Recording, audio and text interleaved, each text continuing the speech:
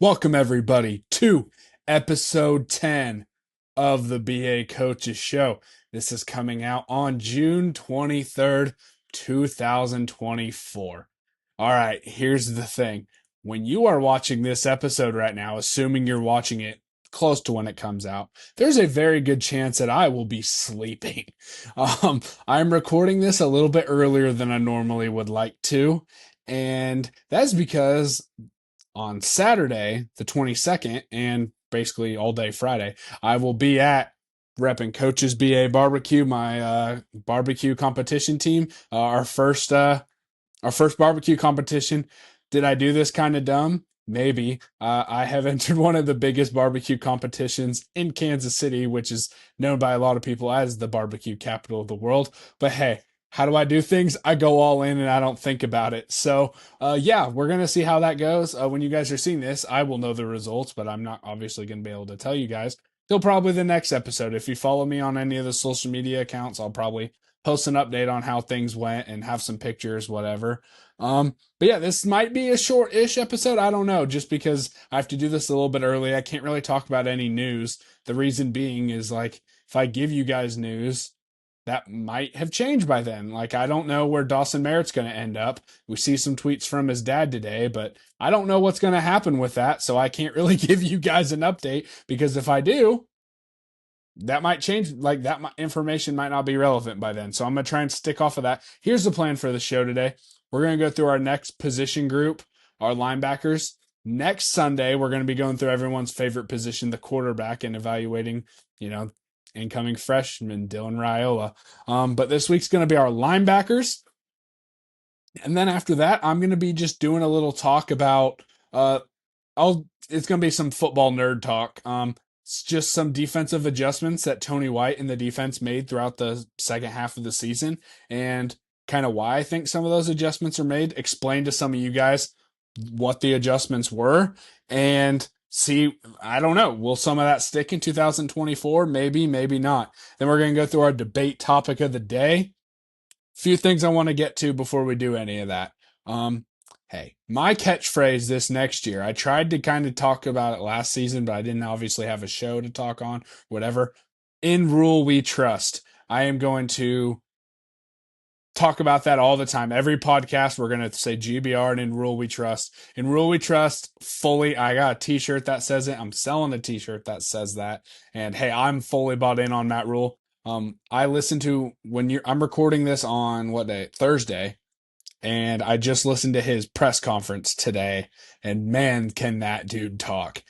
No matter what you believe in him as a winning of games, whatever, even if the record never gets there, I'll say this wholeheartedly. Nebraska is a better program for him being here. And I mean that even if he barely wins any games and we end up having to part ways, all the great foundations that he's building here will benefit generations to come. And I fully believe that in my heart. But before we get into today's episode, I do want to talk about kind of the plan for the fall and kind of see what you guys think. I'm trying to get this bad boy lined up. Once I get through this competition this week, I'm going full on trying to get this podcast studio done. I've been starting working on it, but I've been having to put so much time towards the competition that it just hasn't. But I won't have a competition until probably the fall. So I'm going to just try and get this done. My plan for once August rolls around, I'm gonna start trying to do some live shows from out there so I can interact with my audience.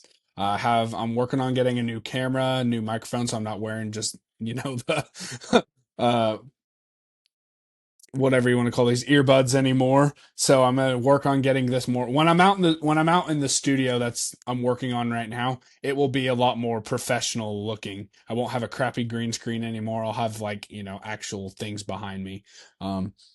So yeah, maybe not every episode in the new studio will be live, but I'm gonna plan on doing a lot of live shows. So I kind of also want to throw out, cause I want to get some feedback on what you guys think the Saturday game plan should be, the game day game plan. So if I am in Lincoln, here's my plan. If I am in Lincoln for the game, I plan on doing a pregame stream that starts 30 minutes before hold on. I said that incorrect. Pre-game stream will start 2 hours before the game, and I'll end it about an hour before the game so then I can go in and watch the game. If I'm from home, I'm going to start the stream 30 minutes before, watch it all throughout the game, and then talk for as long as I want to talk after, if that makes sense. So when the game ends, whatever. Here's kind of my plan. My Saturday nights always consist of watching a shit ton of football. It just always does. So whether I'm at the game or whether I'm at home watching the game, my streams will be more of a fan emotional. I'm always a big guy, and when I'm watching the game live, I'm always really watching it as a fan. I don't try and do a whole bunch of breakdown because it kind of ruins the fun for me, honestly. So I'm gonna rewatch the game that night and then take all my notes. So I'll be up late. I always am up late on weekends anyway. So yeah, I'll just enjoy it the first time and then I'll watch it. That night I'll do my breakdown. I'm gonna write my post game blog for the MBNR Red Zone Reflections blog. Go check that out at nbnrpodcast.com. And then I will then be writing Sunday's plan. Sunday's podcast will either be live or maybe it's pre-recorded. I don't know. We're going to see how that goes. Sunday's podcast during the season will be post-game reflections based off of just what I saw emotionally. And then when I also go back and look at the game a second and third time, I watched every play over a couple times. That's kind of my plan. So I know I said that kind of confusingly, so I kind of want to go through and say it because I'm trying to read the notes I made for make sure I didn't mess it up. And I messed it up anyway. Go figure, right? So game days, Saturdays. If I'm in Lincoln, pregame show. So let's just say the game's at 2:00. Make it easy. 2 p.m. game. I'll start my stream at noon, end it at 1, go into the game, do a post-game show after, whenever I can get to a good spot. If I'm sitting at home watching the game, pregame will start 30 minutes before the game. So if it's a 2 p.m. game, I'll start at 1:30, and then I will just go until I'm done talking to you guys. So yeah, that's kind of the plan for Saturdays. I just kind of wanted to throw that out to you guys so you guys can start preparing for that. If you have any feedback, let me know on that because that's not set in stone. That's just kind of my plan to how to go about it. But hey, let's get into this episode, boys. Come on down to lovely Paola, Kansas on July 3rd to enjoy a full evening full of fun at Lake Myola. Free will donations accepted at the gate. Fireworks show begins at dusk. Brought to you by the great Paola Chamber of Commerce. This week's position preview. I can't even call this a BA breakdown because we're going to have a BA breakdown coming later in the show. But just going to start previewing the linebackers, kind of what I expect. In my opinion, this is a very loaded room. We did lose a lot of talent from like a few stars. I'll say this room, I don't think right now, sitting here in June, has any huge stars like our D-line has, you know? I just don't, I think we lost two really good players. I don't think we have any bona fide stars right now. But I do think we got depth. Probably. We bring back some experience. We have 8 scholarship guys at sophomore or above. So there might be some movement positionally. I don't know. This group is coached by someone that I personally feel like is a fantastic coach. And I can tell you guys firsthand, can't like man to man here. Coach Rob Dvorak is a fantastic guy. He's a knowledgeable coach. He makes time for high school football coaches. So I'll tell you guys, I met Coach Dvorak about a year, right? It was shortly after they all got hired there. I met him at a coach's clinic in Kansas City. I got his phone number that night. We've talked back and forth a few times since then. I'll tell you, this man always makes time for you to talk, just talk ball. Makes time for us. I'm being like, hey, can we stop by? I'm recruiting the Kansas City area, whatever. He always makes time for us. I fully believe Rob Dvorak will be a defensive coordinator in the next, I don't know, however many years. And I hope that happens in Lincoln. I don't know if he's next in line if Tony White leaves, but I do know he's on the short list of people being considered for that. And he would be a great pick for that. So maybe I'm biased, but I really like Coach Dvorak because of how cool he's always been to me. But I do feel like this position group is coached by one of the best in the country. And I'm saying that as honestly as I can. I truly, in my heart, authentically believe that. So something I think is our strengths at the linebacker position, I do think we do bring back a lot of experience. We do have a lot of guys that are versatile and can play in a lot of different ways, which in our defensive scheme is honestly a really big deal. And I do think we have some really good tacklers. The only I can't even say it's a weakness. It's more of questions. Is who's going to step up and be the dude or the dudes, right? Losing the two stars we did last year, especially Reimer. Reimer ended number 3 all time in tackles at a storied program like Nebraska. That's a huge deal. Who's going to step up and be the dude this year? That's the biggest thing with this group is who is going to step up and be the dude. That's what I want to see from this group. So the reason the 3-3 stack linebackers are so important, we're going to go into a little bit of this more whenever we go on to the next segment, but the reason this position group is so important is just imagine like you're a quarterback or a center trying to set the protection and you have to figure out all these guys, they're moving constantly. They can come from all these different angles.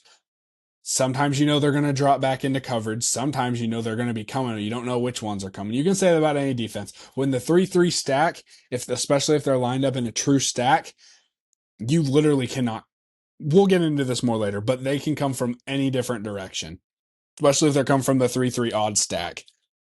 You know who might be playing coverage, but this group is so hard to read in the 3-3 stack, and I can tell you coaching against it, if you have a versatile linebacker group, in the 3-3 stack, you have to be versatile to play in it. You just absolutely have to. You have to be able to make good run reads, fill a gap, make a tackle. You have to be good in coverage. Otherwise, you know that this guy isn't going to be good, especially if you're not playing the jack.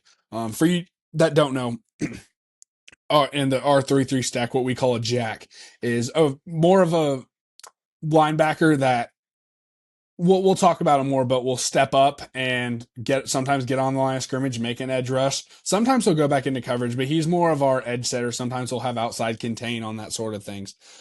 Might even show blitz and then cover flats if you have a versatile enough guy for that. But yeah, it's just so important. So I think the key to this defense this year is going to be if these guys can step up and be some dudes. So who are some guys that I think can play in our linebacker position?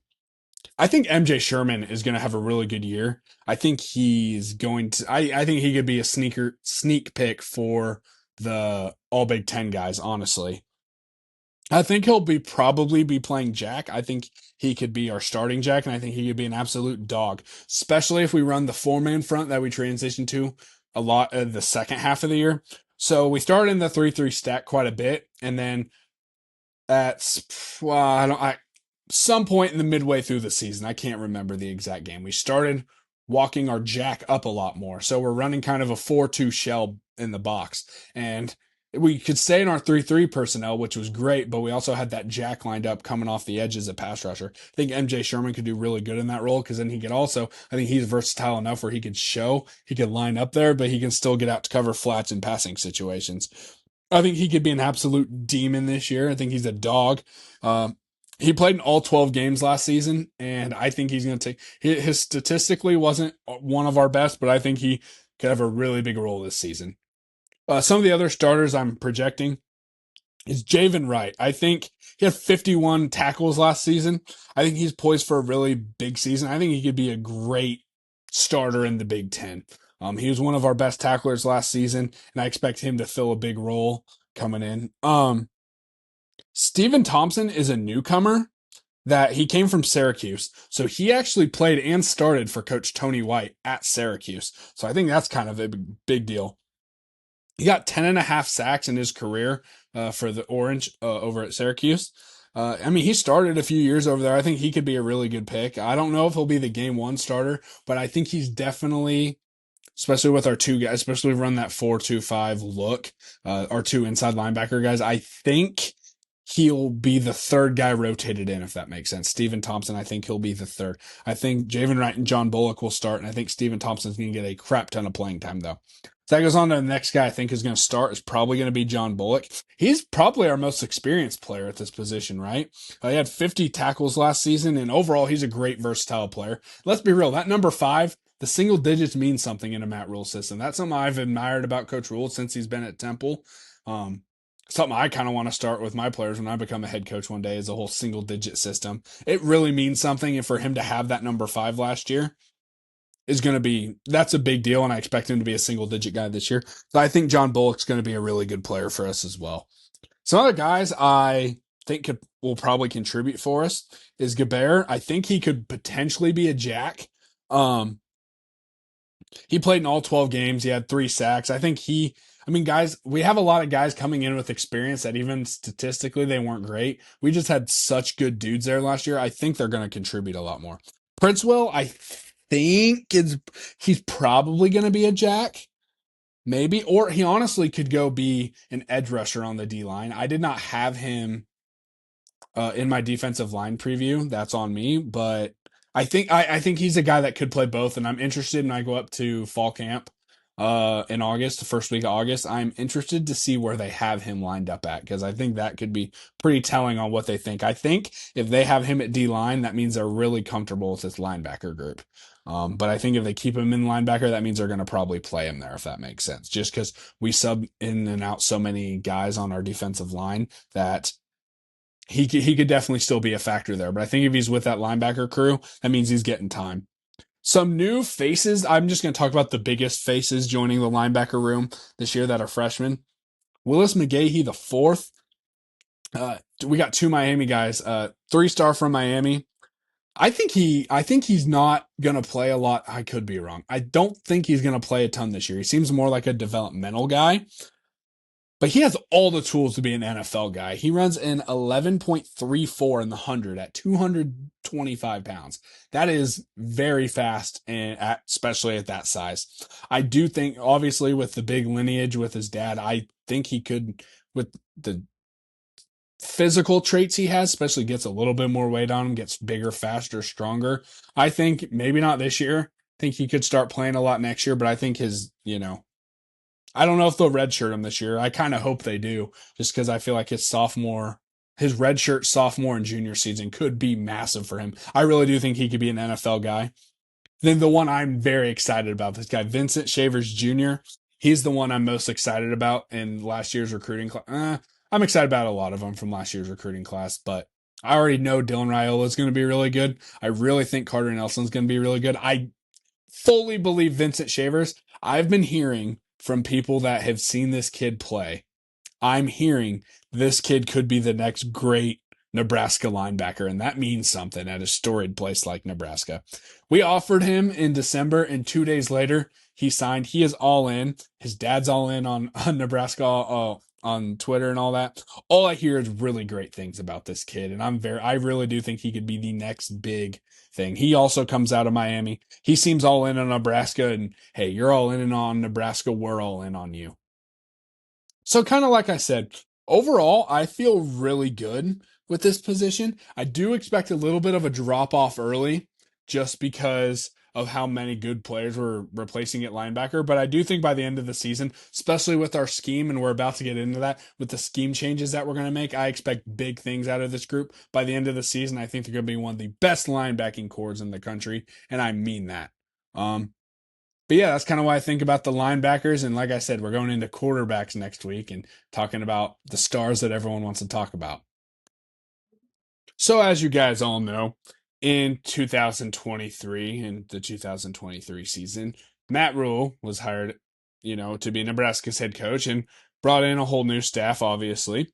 And the Nebraska defense switched to the 3-3 stack defense as their base defense.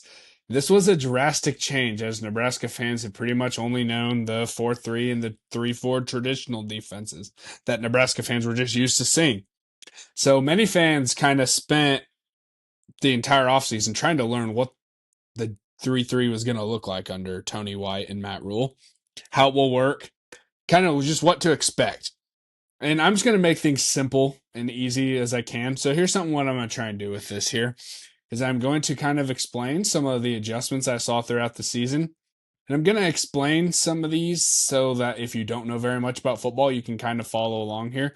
But I've also figured out that a full X's and O's talk is just not what people want to see. It's just not very going to tune in with the general fan. So I'm going to try and keep this as basic as I can. So what the 3-3 stack defense is, if you don't know what it is it 3-3 defense consists of 3 defensive linemen, 3 linebackers, and then 5 defensive backs. Okay. The 6-man box as opposed to the traditional box. So you'd think of it as 4-3 with 7 in the box. 3-4, also 7 in the box. So the 4-2-5 and the 3-3 only have 6 D linemen and linebackers. What that allows you to do in the passing game is you can keep your personnel the same without having to switch guys in and out. Because what you can do is what Nebraska calls their rover. It's kind of like a safety linebacker hybrid where they can walk down and play the run. Sometimes they'll have run responsibilities, right? But what it allows you to do in the passing game is not have to switch very many personnel changes. So it's the same looking personnel. Nebraska stays in pretty much the same personnel. They'll have substitutions, but they'll sub a D lineman for a D lineman or a linebacker for a linebacker, right? Um, that just kind of it allows you. So instead of having to bring in a nickel back on passing situations where they have 3 or 4 wide receivers and you want to bring in a nickel back, what that allows you to do is not have to switch out your personnel. Um, the stack look on the defense allows you to bring pressure from a lot of different angles. Here's always the way I think about it as well. Okay. So imagine you're a quarterback trying to set, or center quarterback trying to set the protection. You're in charge of doing that. In a traditional 4-3, too high safety look, you can look and say, all right, I got the 4 defensive linemen coming at me. I got 3 linebackers. All 3 of those are probably going to be dropping back into coverage. You also know you got your 2 corners, probably 2 safeties, depending on the look. This example, I'll say it's too high. You also know they're going to be dropping back into coverage. So you can kind of base the coverage based off that. And you'll know, hey, if it's a blitz, it'll probably be a late pickup blitz as long as they're not showing it early. But you can know in a basic 4-man situation, they're going to drop 7. You know what's coming at you, okay? Now, in the 3-3 stack, you now have to think of it this way. Okay, the only 3 people you know are coming, especially if they're lined up in the traditional 3, like the stack, you only know 3 people are coming at you, right? The 3 linebackers, you probably know one of them's coming. You might have 2, and if all 3 of them come, you're screwed if it's a cover 0 look. Cover 0, all that means is that you're sending 6 people, and the 5 DBs back are all man-to-man, no help over the top. It's all straight zone. So you don't know that. And the thing with I've coached in a 3-3 defense, and the biggest thing that is one of the biggest things you'll never see the same front twice. And all that really means is you're going to be bringing pressure from all different angles. That's the biggest thing is stunts, blitzes, different angles are big, and you always have to communicate. So what the 3-3 stack does for the center or quarterback trying to figure this out is especially you're going to have people moving pre-snap. Everyone's moving. So now if you're the quarterback trying to figure out who's coming, where's pressure coming from, people are going to be moving a lot. You don't know where it's coming from. Is that rover coming at me? Are these linebackers coming at me? Are they coming through the A gap? Are they coming through the B gap? Are they coming from the edge? Oh crap, this guy I thought was coming is actually going out to the flats. So now I don't know what to do. So that's something a lot of confusion. That's why I personally like the 3-3 stack. Me personally, my defense that I would be running when I'm coaching is a 4-2-5, which we'll kind of get into a little bit of that as well. But 3-3 stack I've coached in before, I think is a great defense.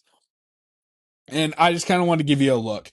So in 2023, we got to see what the 3-3 defense looked like. We got a whole season of seeing what that looked like, right? And now we have a whole season of not only seeing what that looks like for Nebraska, but also we get a look into Tony White and the whole defensive staff is what changes did they make throughout the year, and we can kind of take a look at what they did and what I think might carry over into 2024. I don't really know why they made some of these changes. Some of them I do. So the constant throughout the entire season, one thing remained constant is we stayed in the same 3-3-5 personnel, right? Again, what that means is 3 down linemen, 3 linebackers, 2 corners, 2 safeties, ish. Sometimes we kind of played that a little bit different. And then we had a rover. Like I said, the rover is a safety linebacker type that pretty much on all the snaps, I'd say above 80% of them were the basic 3-3-5 personnel. Which under previous regimes, I'll say like Scott Frost, with the Eric Chenander defense and Bo Pelini, and I tried to block out the Mike Riley stuff, but um, uh, Just kind of looking through my previous kind of game notes and things, I'd guess around most teams around 60 to 65% their base personnel. So, because you got to think though, if they're running the traditional 7-man front passing situations, they're bringing in a nickel back or sometimes they're bringing in a dime, right? So that kind of really changes things up. And all nickel and dime means is just bringing in an extra defensive back. Nickel's one, dime is two. It, our 3-3 already gives us 5 DBs on the field, so we don't have to do for that. Every now and then last season, it was very rare, but they did bring in what I guess I would call the nickel look. It's kind of hard to call it a nickel because nickel usually means 5 DBs, but I'll say it's a nickel because we're bringing in one extra. So I guess it depends. You call it a dime, you can call it nickel, but sometimes we'd usually sub out a linebacker for bringing in a extra DB. That was very rare, but we did see it a little bit last year. Um, it was obviously in passing situations. I expect more of the same this season based on personnel. I don't expect that to change. I expect us to stay in our 3-3. Even if we change the look, which I'm going to get into, they did change the look a bit in the second half of the season. I always expect us to have 3 down linemen, 3 linebackers, and 5 DBs for, again, 80-ish% of the snaps. They may walk that jack linebacker up. All that jack linebacker is for our jack linebacker is what they call it in the 3-3 stack here at Nebraska. Is basically just a linebacker that can walk up and also play. I don't want to say defensive line, but he can be an edge rusher. He can set the edge. He can have outside contain. If you get a versatile enough guy, you can put him on that edge. Then he actually get out to the flat. So you think he's coming, he's covering the flats, and it throws quarterbacks for a loop. Um, but I will say, through the second half of the season last year, kind of changed. In the first half of the season, I am curious to see if this sticks. So, first half of the season, we basically stayed in the 3-3 stack quite a bit. Like, obviously, backers would widen out a little bit, but it'd still be a 3-3 look. Occasionally, throughout the first half of the season, I can't remember the exact game the switch, but occasionally what we would do is we take that jack linebacker and put him on the edge. So we're showing a 4-2-5 shell while staying in the same 3-3 personnel. So we'd be sending 4, and you know who was coming pretty much. And it was again showing the 4-2-5 look, but running our 3-3 personnel, which I thought was interesting, and I really liked it. When we did bring an extra backer, Nebraska really likes to blitz. Tony White really likes to blitz the A gaps. A gaps right next to the center, get pressure right in the quarterback's face. It's very hard to handle if you're a quarterback. If you can get a free rusher through right there, it's pretty much game over. If the quarterback does get the ball away, it's just going to be a throwaway or just trying to get the ball out. So bringing A gap pressure is really big in a Tony White defense. I will say this 4-2-5 look did really well. This is the change that, although I really, really liked it, I'm not sure why they switched to that. And I've asked 2 position coaches on staff, and I have not heard back from either of them as of the recording of this video. I don't know why they made that switch. I told them, hey, if you can't answer, you can't answer. But I just kind of I'm curious on why they made that switch to stay in the same 3-3 personnel, but they kind of, I'd say it was about 50-50 at the end of the season. Obviously, they still ran that 3-3, but I'd say about 50-50-ish, give or take. I'd say they walked up that jack linebacker quite a bit last year. I don't really know why, and I'm curious as to, I don't know why. I'm interested to see if that sticks this year. That second half of the season, like I said, they ran almost 50-50. And if you're just like the common fan, not understand, like not knowing what you're looking at, and I don't, if you don't coach or play or whatever, I don't blame you. Like a lot of times it could look like we're running a whole different defense if you're like, wait, we got 4 down linemen out there. No, we don't. One of those is just a jack linebacker. So both 3-3 and the 4-2-5 look were very effective at getting results. I'd say, although our record the last month of the year was not where we wanted it to be, I think if you talk to anybody, that wasn't the defensive fault. I think the defense played out of their mind. It was very effective. I don't know whether they changed to this due to just scouting their opponents. They thought it'd be a better look, or maybe the defensive staff just really fell in love with this and they wanted to split it up 50-50. So I am interested to see if that comes back this year. And I will say the biggest thing this does for our opponents, especially our first month opponents, you got a game plan for running the 3-man front or the 4-man front. 'Cause I'll tell you as a coach, if you're expecting one thing, you didn't really game plan that well for the other, and they come out running a 3-man front or a 4-man front and you only prepared for one of them, you are beyond screwed, and it's going to throw everything for a loop. And obviously, Division One coaches are prepared for everything. I'm not saying that, but they're going to have to put a lot of game planning time into both fronts because but literally by the end of the season, we're running at about 50-50 last year. I think I was trying to keep some tallies of it throughout the last 3 or 4 games, and I think it was like 51% for 4-man front, which is interesting. The other adjustment they made throughout the year, which is kind of a fun one that I honestly wasn't really expecting, they really switched from a primarily zone coverage team to more of a man-to-man look, and it was still about 50-50. But this transition to the more man-to-man looks came right around the time they started switching to running that 4-man front as well. Early in the season, we saw lots of cover three or variations of the cover three. And if you don't know what the cover three is, I'll kind of explain it to you. All that really means is three deep. Three deep. Nebraska runs a lot of single high safety looks, which just means there's one deep safety. So all the cover three really means is generally a basic cover three, which are 2 outside corners would have a deep zone, and that middle safety would also have a deep zone. And then everything underneath was playing hooks or flats or whatever. So you got however many you have underneath, but you got 3 deep zones. That's all cover three means. To where the 3 comes from.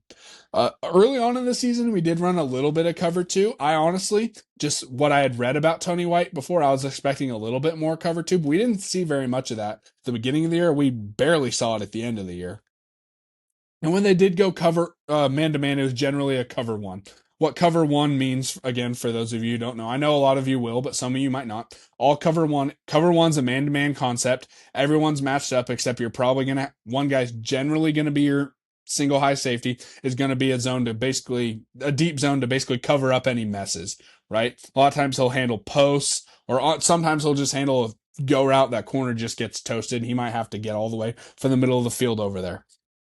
That's all that is. Basically just cleaning up the messes. And you can run cover 1 from any shell defensively. Any look you want to give. It's pretty basic look that almost every team in the country is going to run, even at the high school level. Like I said, I kind of was expecting a little bit more cover 2, but it became apparent by game 2 or 3 that this defense was going to be pretty much primarily cover 3 and cover 1 variations. Now they switch who's covering what. They do a lot of tricks with that. A great part about our defense and all the versatile personnel we have. But it became pretty apparent if you knew what you were watching that by game 2 or 3, this was going to be a primarily cover 3 and cover 1 team. As the season progressed more throughout the year, and we saw that Jack linebacker being walked up more, we are seeing that 4-2-5 shell. We started seeing a lot more cover 1, and we started seeing some cover 0. And again, I explained cover 0 was just everybody blitzing except for the 5 all manned up, right? I strongly believe the reason that look got more was just because of how much better, in particular, our corners got better at man-to-man coverage throughout the year. So I think it kept the offense guessing on their toes, because you can keep cover 1 and cover 3, especially if you're on that single high shell. You can keep it looking pretty similar until post snap, right? Until you distinguish that. But so to the quarterback, it looks pretty much the same. It looks pretty much the same, but then you realize, oh crap, this is man, or oh crap, this is zone, and now you're trying to figure out who's got what. You got to find the open zone.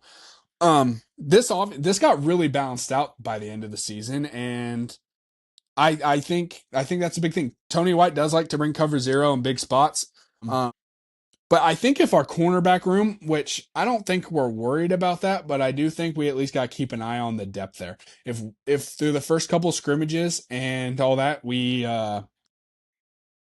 don't get burned, I'm really excited to see the first couple games. I think Colorado is going to be a big test. If we run a lot of man-to-man against Colorado and do well, I think we stick with it. I think if we don't, then we might have to adjust. Colorado is going to have some speed, so we're going to see there. I do expect more cover 3 against Colorado than I would. I think game 1, UTEP, we're going to see a mixture of both. I think we're going to try a lot of things against UTEP, just to see what sticks. But I am interested to see. I think we'll run some man, especially in the back half of the year again. But that was a very interesting switch. And again, that was good for us because it keeps the offensive guessing, and you don't really know. You don't really know because if, again, you're looking at it, who knows what to expect. It looks pretty much the same. So all in all, I do expect Nebraska's defense to look similar, especially to start the year.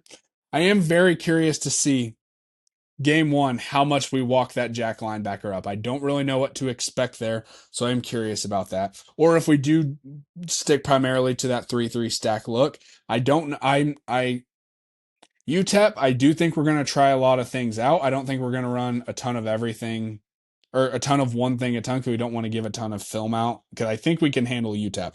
Could be completely wrong on that. Again, I've always said UTEP, I don't care about the final score as much as I care about how did we look, how did we run our stuff. Tony White's defense is full of fantastic coaches. Every single defensive coach we have on that staff, position coaches, I think every single one of them is going to become a defensive coordinator and some of them will become head coaches. So we got great defensive staff. We bring everybody back there. I have full faith that this defense is going to be a great force in the Big Ten. Statistically, they may take a little bit of a step back, and I'm not saying that as a diss. I'm just saying, like, they were so good last season. I don't know how they take many steps forward. But what I do expect, even if they take statistically a little bit of a step back, I think situationally on third down in big spots, I do think that they are going to be situationally better just because of all the talent they have and all the great coaching that we have. So I would like to hear some of your thoughts on what you expect from Nebraska's defense this year. Like I said, they did have a few changes last year throughout the year if you knew what you were looking at, and I went back and watched a bunch of those games. So I am kind of curious to see how some of that looks coming into 2024. The biggest one I am curious to see if we stick with the 3-3 stack or if we switch to the 4-man front with the two inside backers again. I am curious to see. I think we had the depth to be able to run man-to-man last year, so we ran a lot of cover one. So we'll see how much of that sticks. This is just my observations from last year. Some things to watch for. Some people might not know anything what they're looking at. So as we get closer to the season, I will give a more detailed look at, hey, what to look for when you're watching the game. For today's final segment is going to be our debate topic of the day. And I'll be real, guys. I don't really have a debate topic. I didn't, like I said, I got to prepare for this barbecue competition. So I decided instead of having a debate where I had to prepare a bunch of stuff for, I just decided let's keep it nice. Let's keep it happy. What's your favorite Husker memory? Husker football memory is what I kept it since I'm full gear into football mode right now. I heard a bunch of good ones. I'm going to list a couple of them that I received, and then I'll give you mine. Then we're going to wrap this bad boy up. Very popular one was Black Flash 41 Reverse. That was a very big one. Obviously, if you don't know what that is, you need to go back and watch that. Uh, 2014 Nebraska versus Miami. That is one of the craziest Nebraska atmospheres I have been able to witness. God, I love that. I hope we bring that back for Colorado this year. 1994 Nebraska versus Miami in the Orange Bowl. That's another big one that I got from some of my people that were alive back then. One of the funniest answers I got is watching the entire 1995 season live. That was a pretty good one. And the other kind of ones I really liked, were people giving me memories of their first games, getting to go with their dad or their family or their uncle, their brother, whatever, and being able to witness Memorial Stadium for the first time.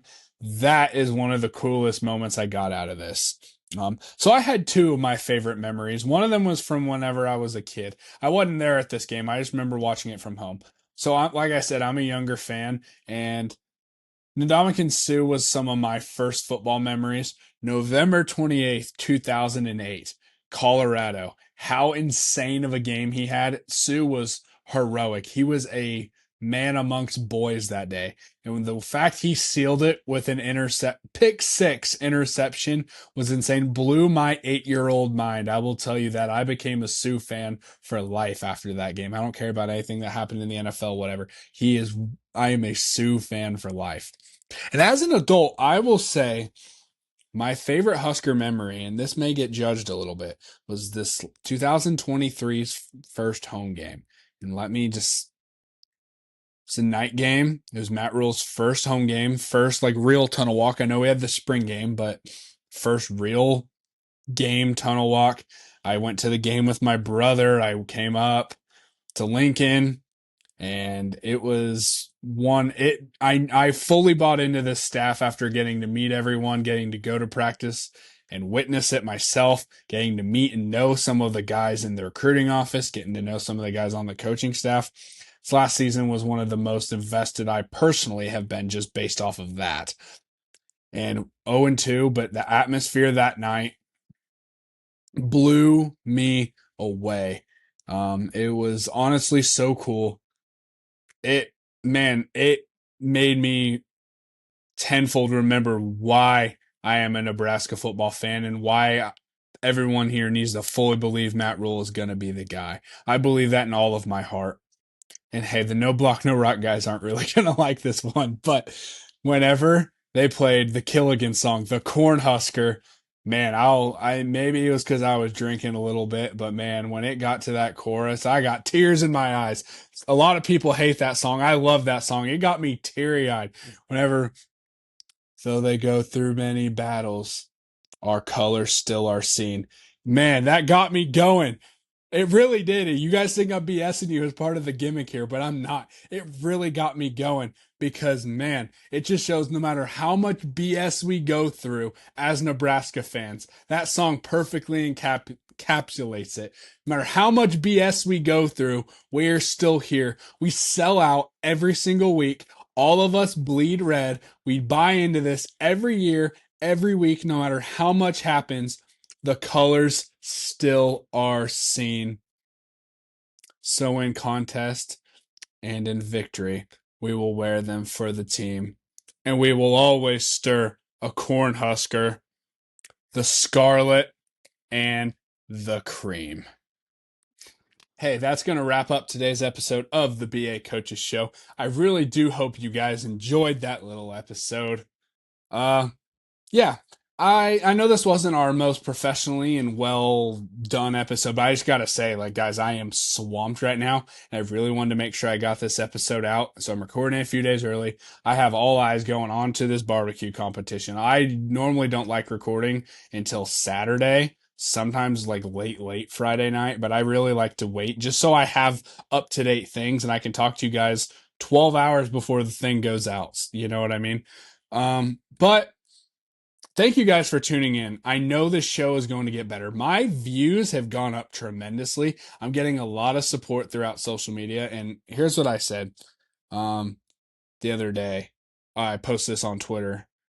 This has been one of the hardest times in my life not coaching this summer and probably not coaching this fall. But I'm working hard on all this stuff to give me this sort of outlet that keeps me from focusing on what's going on up here. And you guys are fantastic. This show is only going to get better and better. When this studio gets done out in my garage, it's going to be a game changer because we'll be able to look like a real show. Like when I can start doing live shows, like good. Right now, I'm literally doing this in my garage. Or in my house, not in my garage. My garage is going to be nice doing it in my house. I'm doing this in my living room right now, and that's why I have a crappy green screen going on right now. Right, just so you guys don't have to see the gray wall behind me. But like, this thing's going to take off. I appreciate all of you guys. Here's the thing you need to go do if you want to appreciate more of my work, okay? Follow me on all the social media at the BA Coaches Show.